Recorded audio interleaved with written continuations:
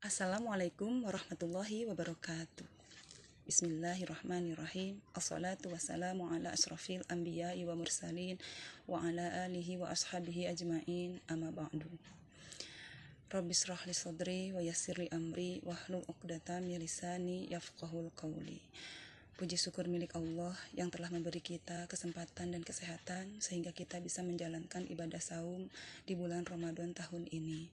Salawat dan salam kita haturkan kepada Nabi Muhammad SAW, kepada keluarga, sahabat, tabi'i dan tabi'in, dan sampailah kepada kita sebagai umatnya yang mudah-mudahan tetap istiqomah untuk menjalankan semua ajaran-ajaran beliau.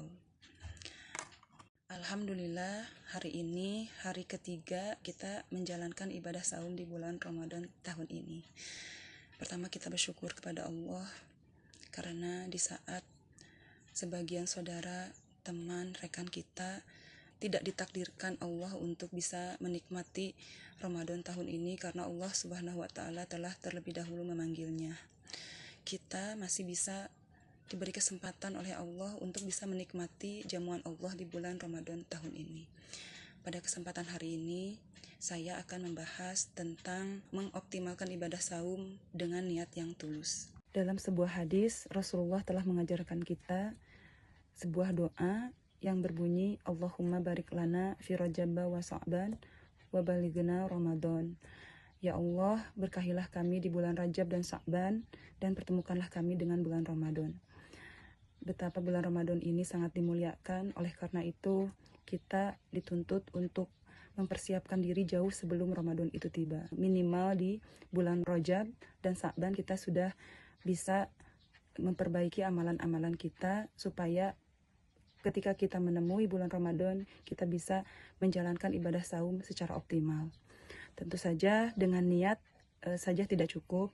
Untuk mengaplikasikan niat kita agar dapat bisa lebih maksimal, lebih optimal dalam menjalankan ibadah saum, kita harus merancang amal soleh apa yang harus kita perbaiki di bulan Ramadan ini. Sesuatu itu akan bagus apabila direncanakan dengan baik. Sebuah bangunan akan terasa indah, akan kelihatan indah dan bagus apabila dirancang dengan baik. Amal soleh pun seperti itu. Supaya amal soleh kita bisa lebih baik lagi, kita harus merancang dengan sebaik-baiknya. Rancangan-rancangan apa saja yang bisa kita usahakan di bulan Ramadan? Yang pertama, berbekal sebelum menyesal. Setiap ada kesempatan kita beramal soleh, diharapkan langsung kita lakukan. Jangan sampai kesempatan yang diberikan kepada kita oleh Allah kita lalaikan. Misalnya, ketika kita ada kesempatan untuk bersedekah, segeralah untuk bersedekah. Ketika kita diberi kesempatan untuk menjalankan sholat tepat waktu, segeralah untuk menjalankan sholat tepat pada waktunya. Jangan sampai kesempatan yang diberikan oleh Allah kita abaikan atau kita tangguhkan. Yang kedua adalah menjaga amanah. Hidup ini penuh dengan amanah. Amanah kita sebagai orang tua, amanah kita sebagai anak, sebagai istri, sebagai guru, sebagai kepala sekolah, dan amanah-amanah lain yang Allah berikan kepada kita. Apabila kita menjalankannya dengan baik, dengan penuh rasa tanggung jawab, insya Allah tidak dijadikan beban berat buat hidup kita. Jadikan amanah kita sebagai pembelajaran buat kita. Ketika kita menemui kemudahan, kita belajar untuk bersyukur. Ketika kita menemui kesukaran, kita belajar untuk bersabar. Jadikan amanah kita yang diberikan Allah kepada kita itu menjadi pintu surga yang perlu kita perjuangkan. Yang ketiga adalah pahami bahwa hidup itu sementara. Kita hidup di dunia ini bukan untuk tinggal, tapi untuk berbekal.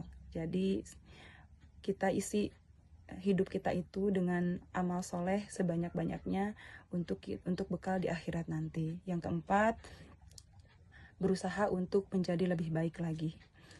Dalam hadis Rasulullah telah mengajarkan bahwa barang siapa hari ini lebih baik dari hari kemarin, maka orang itu adalah orang yang beruntung. Barang siapa hari ini sama dengan hari yang kemarin, itulah orang yang merugi. Dan barang siapa yang hari ini lebih buruk dari hari yang kemarin, maka orang itu adalah orang yang terlaknat.